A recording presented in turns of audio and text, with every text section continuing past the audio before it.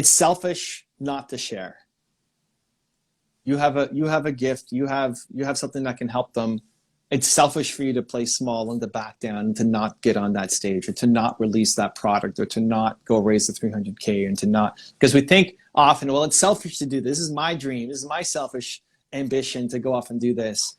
Yeah. Who am I? But it's actually selfish not to share your gift, because the number of people that you've helped who would never have, your grandmother doesn't know how to make the tech and now she finally can sleep well, right? Like, yeah. What if you didn't make it because you were afraid of what your friend might say because he thinks it's a stupid idea, right? Like, but this is it. So it's selfish not to share, and that's for everybody. Everybody's got some kind of gift. I couldn't make what Scott makes. I do something else, but it's selfish not to share your gift because it can really impact and inspire a lot of people. So Evan is, he believes in entrepreneurs, right? Your mission is that you want to help people believe more in themselves. That's one of my favorite things about you. So we're going to talk a ton about mindset today, but that is his heart-driven mission. He's a rock star. At age 19, he built and sold his first biotech company. Age 22, he started his first VC company, going from 500 to 15 million. He's got a YouTube channel with over 2 million subscribers and over 300 million views. That's old. You've got more than 300 now. It's like up to 350 or plus. I don't know what the latest is. We're almost at 400. I don't know exactly what. We're going to cross soon 400. Awesome, man. Well, he's also got 4 books. We're going to post them all in our chat when we post on the Game Your Brain podcast for everybody, as well as he's a world-class speaker all over the place. And I've been able to become friends with him over the last few weeks, and he's teaching me all about YouTube. So it's been an incredible journey, and we've actually quadrupled our following just by. There we go. Look at that. I love it, dude. That's great. If anybody wants to know who's the guru in YouTubing, go to Evan's page, follow him, start his programs today. It really does help. So anyway, this is Evan Carmichael. Welcome to the IG Live Game Your Brain podcast. I love it. Good to be here, man. Awesome. Okay, so we got a lot of stuff to go over, but the first thing I want to know is, why do you have Doritos in front of you at all times? So there's the bag, and I got my YouTube awards, and then I got this. This is a big bag of Doritos. So this is it's not just like some small thing on the side, right? So people ask me, does Doritos sponsor your content? And like, no, Doritos would never sponsor me, because my strategy is called Damn the Doritos. And so talking about, mindset and brain hacks, when you're on a diet, I think the first thing that people say is, well, get rid of all the junk food from your house, right? Just don't be tempted, get rid of it from your house. And I think that's a great first step. Like if you break your leg, you should have a cast and have crutches. But ultimately, I think your goal is to walk again and to run again. And so what happens is, if you get rid of all the junk food from your house, what happens when you go on vacation? What happens when you go to an office party, when we're allowed to do those again? You just slam down everything because you haven't taught yourself to be in that environment. And so I like being around. My mouth is watering, even though it's noon. I want to eat that right now. My mouth is watering just thinking about it. Because I want to teach myself that idea. Yeah, it's legit. I'm going to start drooling on the show here. I want to eat that bag all day long, and I want it in front of me to show myself that I'm stronger than the Doritos, because damn the Doritos. Yeah, well said. And so there was a guy who came to my workshop in Toronto, and he brought a bag of Doritos, and he opened it, and he said, hey, do you want some? And I took the bag, brought it up right to my face, just took a deep breath in to just feel the cheesy goodness, and I might have drooled in his bag a little bit, maybe, and then I give it back to him. And just that idea of that you're in control, and that takes again, if you break your leg, go on crutches, it's okay. If you can start building up that discipline, though, I think that's how you actually start feeling great about yourself, is teaching yourself that you do difficult things. So that's just a daily reminder that, damn the Doritos, I'm in control. I'm stronger than those Doritos. I love it. Yeah. You just reminded me, one of our family values is we do hard things, right? Yeah. Our family can overcome hard things. We have young kids, and we always make things better. We always do the right thing, and we overcome hard things. And having that mindset as a family sets us up for actually, having a fun things that we can overcome, right? Our kids are learning to do difficult stuff all the time at school and at home and with their friends. And instead of just giving up or giving in or removing it from your life, you learn to go right through it and overcome it head on. So that's cool. I love that idea. People have taken that version and done their own thing with it. There's a guy, a friend of mine, who wanted to stop having sugar, but his weakness was sugar in his coffee, like morning sugar, coffee needs to happen. So he put his coffee and it has a little saucer, cup underneath it. And he put 2 sugar packs on the saucer and then just drank the coffee with just some cream in it and put it down. And like the sugar was, his wife thought he was nuts. But that's how you start building your self-confidence. Yeah. Right? Like, yep. What does it matter about Doritos or sugar or anything else? All of those opportunities are chances for you to show yourself what you're made of and who you are. So I love that you have that with your kids, because if they keep reminding themselves that they do difficult things, that there's it's raining and so now I can't go do this, or right. I got an F on a test and now I'm an idiot, or whatever. Like all these obstacles that get thrown in our way to teach them that they can overcome anything. I think it's one of the greatest skills that you can ever gift yourself as well as to other humans. Yeah, man, that's so awesome. I mean, obviously we have Happy, right? Which is what you're on right now. We're talking about biotech and, choosing how you feel. But the passion project that I have is to help kids learn business, right? As young kids, myfirstsale.com. And that is the whole point of that, is to give kids their first huge confidence boost. Right? They get their own store page. It's like Kid Etsy. They learn how to launch a business. They create a product, and then they actually go do it. Right? And everybody buys from kids. They fall in love with it. These kids are making like $500-$600 on their launch day, by the way. It's like a Jeff Walker style launch day. Okay? Wow. But in one day, these kids get so much confidence for the future. I mean, it's hard to start a business. Trust me. You and I have been doing it for a long time. It's not easy, but if you can give kids that first step, that confidence boost, that, you know what, the future is going to be great. You're going to be okay.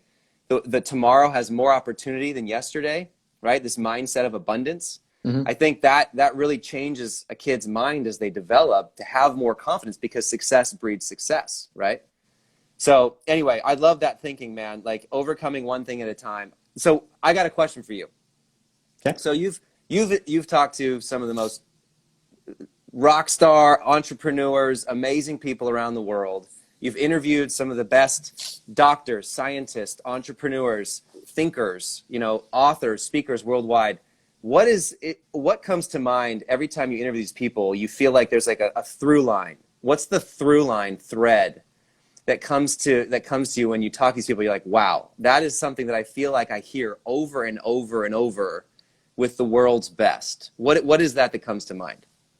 I'd say belief, which is directly tied to what you're talking about. Like that project with the kids is you're trying to give them more belief so that when they have an idea to start a business when they're 14 or 18 or 22 or whatever, they have a little more belief in themselves. It's the belief in yourself when other people don't. When other people think you're crazy, for you to launch Happy, it's like, it's crazy. What, you're going to wear this thing around your neck and it's going to make you feel good? Come on, Scott, like, let's get real, right? Yep. But you like, should no, try it. well, but that's the thing. Like, no, but now you've done it. Now you've proven it. Now you have the scientific data and you've done it, right? But in the early stages of it, when you talk about this idea and people think you're nuts, to then say, well, I'm gonna at least try and I'm gonna see if this is possible, right? And that's the same thing, whether it's athletes or entrepreneurs or inventors or scientists. It's just the belief that they can make something or create something that's never been created before when everybody around them judges them and thinks they're crazy. Yeah, I hear you, man. There's so many dark nights. I feel like if you're on your hero's journey, I mean, I'm just thinking about Happy, right? Yeah. When we started this thing, a couple years ago, it was crazy. It was absolutely insane that you can feel the effects of coffee. You can feel the effects of a sleep aid or a muscle relaxant or a couple happy hour drinks with a click of a button, and it gives you the sensation. That idea was insane. And I knew the science. I've known it for 10 years.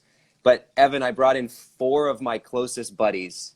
And I just said, guys, I'm nervous. This sounds insane. Licensing this tech. Can you beat this up? Right? So like PhDs, molecular biologist, a chemist, quantum physics, all PhD doctors and scientists. And these are my friends. And they just beat this thing up, this tech up for a month and a week, about 5 weeks. And 3 of the 5 were like, there's something here. We have no idea exactly, but there's definitely something going on. One guy was like, this is the craziest, stupidest, you should never do this, run away. There's no way this is possible. And then one guy's like, he was the pragmatic one. He goes, what's it going to cost you to get to the next level to see? I was like, 300 grand. And he goes, is it worth your dream for that? And I went, yeah, it is. And I don't have 300 grand laying around, but my dream was big enough that I just did it. And we got the signals, we tested it out, we did the animal testing, we brought it into the humans. I was the first one to try the muscle relaxant, knocked me out on the floor. I'm like feeling like I'm sinking through the floor. It was crazy. And then my grandma was one of the first people to do it as well, because she struggles with a lot of tension and soreness. And it completely changed her mood, her body. She was jumping around. She's giving me hugs. That night she slept 11 hours and I was hooked. I was like, that's it. And I'm in. But like, there were so many dark nights and so many times where it's like, am I doing something insane? Am I going to like look like a fool? Right? Am I going to lose everything I've got? And can I do it? Right? Those are like the things that swirl in entrepreneurs' minds like all the time. And you know, I got to imagine these amazing people that you've been interviewing. They say everyone has dark nights, man. You've had them. I've had them. What do you do in those times? What do you do when it's like, gosh, man, are you sure? Like a panic attack's coming. Yeah. 2 things. And I remember I was speaking on Brendan Burchard's stage last year, and he flew me in, and it was only me and Eric Thomas were the 2 guest speakers. And, a couple thousand people in the audience. And in my head, it's like, I'm here, and if I don't deliver, I let everybody down. My biggest fear is disappointing people. No, that's not true. Like, I'm only speaking for an hour of a 4-day thing. Like, I could totally bomb and everybody would still be happy. But in my head, it's like, no, this is the big thing. And it's not a logical thing. It's a emotional one. So I'm backstage. I'm about to get pulled in. 10 minutes before you go on, nobody talks to the speaker who's about to go on. He says, like, leave him be by himself, let him do his own thing. So now I'm totally isolated. Everybody's hyping up, in the audience, like, get ready to bring on. And it's just a long intro, like, oh my God, bring me on already. And I have a panic attack, and I blank out of, I don't know what I'm going to say when I get on stage. And I don't have slides. There's no like presentation that's going to save me from my PowerPoint. There's one slide that's like my face, and that's it. And I just imagine now that I'm going to go out there and just, what am I going to do for an hour? It just be a total embarrassment. What if I bomb? Yeah, man. Yeah, but like, at least normally how I prepare is I know how I'm going to intro it, and then once I get my first 2 minutes out, then I'm good. But I forgot how I was going to lead. Like, my usual thing that saves me, I just blanked out. So the 2 things that help me are, 1, Evan Carmichael does difficult things. It's just the reinforce. Here's another chance to go in. Now this is a big deal. This isn't just Doritos bag, in front of. This is, embarrassment in front of thousands of people. But Evan Carmichael does difficult things. 1. And then the other thing that helps me is the default to service. That's why I call my book Built to Serve. I am here to serve. I'm here to help people. And what helps is, like, I look at the audience and I see people. It's like, I can help that person. I've got a message that Brendan doesn't know and Eric doesn't know, that I can help these people. And it's my obligation to go off and do it. And that it's not about me. This isn't about me. Like, Happy isn't just about Scott. It's about helping people. Yep. And so whenever I get out of my own way and just think it's about serving people, it's about helping people, I don't know, it just frees the path. It calms me down. It makes it okay to not be perfect, and allows me to get on stage or do whatever the next thing is that I need to go off and do. So that, like, I do difficult things, and then service. You're here to help and serve. And when we're caught up, we forget that we're serving. We forget the mission. Yeah. As much as you say, hey, I want to help every kid, learn how to start a business because the education system is messed up, right? Yep. Great. But when you're stuck in a negotiation or a meeting or something is falling apart, it's hard to remember I'm here the to mission serve. again. Yeah. Yeah, I'm here to help. Yeah. And at least for me, it just brings me back to a place where I can then go forward again instead of being paralyzed by anxiety. That's so good, man. It's not about, it also kind of removes you from the center, like the focus of it. It's not about you, it's about the service. And so you can almost like take a step back and be able to help. I feel like if I'm just helping someone, there's no stress in that. There's no fear in that. There's no anxiety in that. I'm here to serve. I'm here to help. That's actually, for me, it's actually a calming feeling, a peaceful feeling. It's a happy feeling, right? And so, yeah. I just think I think of the word selfish as like it's selfish not to share. You have a gift, you have something that can help them. It's selfish for you to play small and to back down and to not get on that stage or to not release that product or to not go raise the 300K and to not, because we think often, well, it's selfish to do this. This is my dream. This is my selfish ambition to go off and do this. Yeah. Who am I? But it's actually selfish not to share your gift, because the number of people that you've helped who would never have, your grandmother doesn't know how to make the tech and now she finally can sleep well, right? Like, what if you didn't make it because you were afraid of what your friend might say because he thinks it's a stupid idea, right? Like, but this is it. So it's selfish not to share, and that's for everybody. Everybody's got some kind of gift. I couldn't make what Scott makes. I do something else. But it's selfish not to share your gift because it can really impact and inspire a lot of people. Yeah, man, that's so good. And for anybody listening about this, is I think the why, I know Simon Sinek talks about this, the why being so much more important than the what or even the how. That why gets you through, that belief in what you're doing is the right thing and it's important and it's crucial to share it with others and help others with it. I've seen personally more than money, more than accomplishment, more than accolades or looking good, like the passion and the reason why I want to do something it gets me through every single time, because it gets crazy. I mean, all of life is crazy. It doesn't matter what you're doing. It can be hard with your family. It can be hard with your health. It can be hard with your business and your work. Everybody has those difficult times, and the why gets you through so much more than any of the what or the how. And so I was thinking about this when you were talking back in February. We've talked about this. We launched this tech to the world secretly. Like, we did an Indiegogo campaign with Happy, Choose How You Feel. And we accidentally sold like 50 times more than we were planning because Dave Asprey shared it because he tried the tech. You know, Jim Quick shares a few, like Joe Polish. Everybody shares this to the world. And we were only going to sell like 15 or 20 grand worth just to test marketing. And we sold like $500,000 worth in like a couple of days. And we hadn't finished our blinded studies yet, right? We were still 2 months away from the scientific studies that were being finished up on testing. People could tell 100% of the time if it was working or not in a sham blinded study. Like, that's what we needed to like make sure that everyone understood the science behind this. And, everyone wants to make sure it's placebo controlled, right? And then the trolls just came out of like left field. Like, this guy posts a video, gets crazy views. Everyone's like, this is crazy. There's no way this tech is possible. They didn't know the tech, right? They didn't know the science behind it, right? How we were charging cell membranes and changing, protein receptors and shapes of these things with an actual precise frequency to make you feel a certain way. They're like, this is snake oil. It's all placebo. It's all terrible. You guys are liars. How do you sleep at night? We got our website like spammed by like 2 million Russian troll bots. Like, it was just out of nowhere, man. And we're just sitting here like blindsided. I mean, we knew that there would be skepticism, but we didn't know it would come like the day after we launched. And so it was so many dark nights of like, oh my gosh, how are we going to like explain this to the world? How are we going to like create the videos and create the messaging to show everyone that no, this actually works. None of these trolls have ever tried it. None of these people have seen the science. And so people like to sit back and they like to lob bombs from the bleacher seats at anybody who's in the arena doing stuff.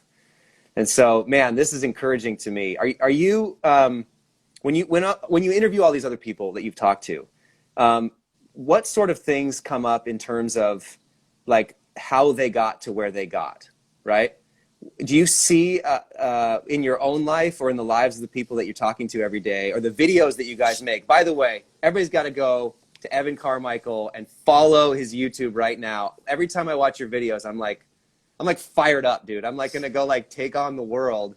But when you talk to these people or you study these people or your team edits these videos, what are you seeing like as these people grow into who they become, right? What are some of the things that you're realizing in their lives? It's just a willingness to not be crushed by those things. Like that would have crushed a lot of people. That would have crushed a lot of businesses. They wouldn't know how to handle it. They wouldn't, especially somebody who's so heart driven is like, I want to do this to make a positive impact in the world. And then you got all these people accusing me of just ripping people off, which is the exact opposite of what you're trying to create. It's just a lot of people give up. A lot of people are like, I can't handle this. I can't handle this pressure. I did this for a good reason. It's getting misunderstood. Sure, maybe I made some mistakes. Maybe I went too soon, whatever. But still, that's always going to happen. And people who achieve success, they feel it, right? Like it doesn't feel good to be called a snake oil salesman or whatever, right? No, it's dude. Like, it's not like, yeah, nothing, and it just bounces off. Like you feel it. You feel like a total failure. You feel like it's worthless. You feel like nobody understands. You feel like nothing's happening and working out. And then it's like, it's still back to the first message. Okay, we do hard things. We do hard things. I'm doing this to serve. I'm doing this to help. I'm gonna get up and maybe I go home and cry and struggle and suffer a bit, and I'm gonna get up tomorrow and then we're gonna keep going and keep doing this because this is important. You only fail if you quit. Yeah, that's good. That's really good. I remember seeing something with Elon where he said in the interview that he fully expected the first 2 or 3 rocket launches to bomb and like crash. Like he literally said, we were pretty sure the first $60 million rocket was going to explode. Like that was his bet and the second one. So to have this thinking that's like, no, my will can get through this. Like we can push through. I'm doing this for the right reason. That's the mindset, I think, of world-class leaders. And that's awesome. That's awesome, man. And by the way, talking about world-class, you were named Forbes, right? Top 40 social marketing talents by Forbes magazine in the world. Yeah. So I'm talking to a world leader in this. Was there a time in your life where you were like, man, I don't know if I can do this, and that what you're prescribing to the world right now, you had to do? What was that for you? Yeah, I mean, I know we're hitting up against the clock, but always, dude. Like even now, I mean, I think lack of belief is the world's single biggest problem. Say that 3 times fast. And I believe in myself to get to where I'm at, but I don't believe in myself to get to the next step. Like it's an ongoing thing of not feeling good enough for the next thing. So to get in front, like I wouldn't have done this 10 years ago. If you would message me and say, hey, if IG Live existed, like, oh my God, what questions you're going to ask me, Scott? Like, I'm not good enough. I don't know what I'm going to talk. No, I would just by default play small. Now it's inside the comfort zone, but the next thing isn't. And so it's the constant, there's a quote that I love that's beyond the mountains is more mountains. Your goal isn't to get to the top of the mountain. Your goal is to climb forever.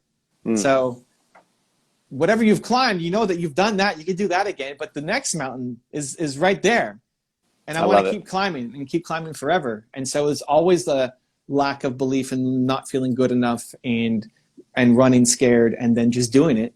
Yeah. Because we do hard things. That's the theme of this show. We should call it the We Do Hard Things episode. Absolutely. That's right. I love it, man. So this, cool, and man. I love your wall, by the way. I'm not at my home office right now and I have my own culture wall, but real quick, show us your wall. What are the pictures behind you and why?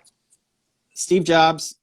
Oh, hold on. There we go. Steve Jobs, put a dent in the universe. A.P. Giannini, favorite entrepreneur of all time, started Bank of America, gave money based off a handshake and a look in their eye. Yep. My parents and me, when I'm 8 or 9 years old, I'm Evan Carmichael doing anything that I believe that I can. Howard Schultz, who stood up for employee rights at Starbucks, and then Kanye West, which is the time is now to be the greatest you, and then Doritos, of course. And Doritos. That's right. I am better than the Doritos. There you go. I love it, man. Well, that's perfect. I know our time's done, and by the way, I'm going to get you a happy. Shayna, my EA, is Let's sending you go. one right now, man. Yeah, just as a thank you, but also I know it's going to help you a bunch with productivity and energy and better sleep and everything that can help us rock stars keep going. So, man, this was awesome. Really appreciate you, and be well, my friend. Thanks for having me, Scott. Appreciate you, man. Thanks, everybody, for listening to Game Your Brain and for Happy. And, oh, last thing before we go. We're going to create a happy.com/Evan for your listeners.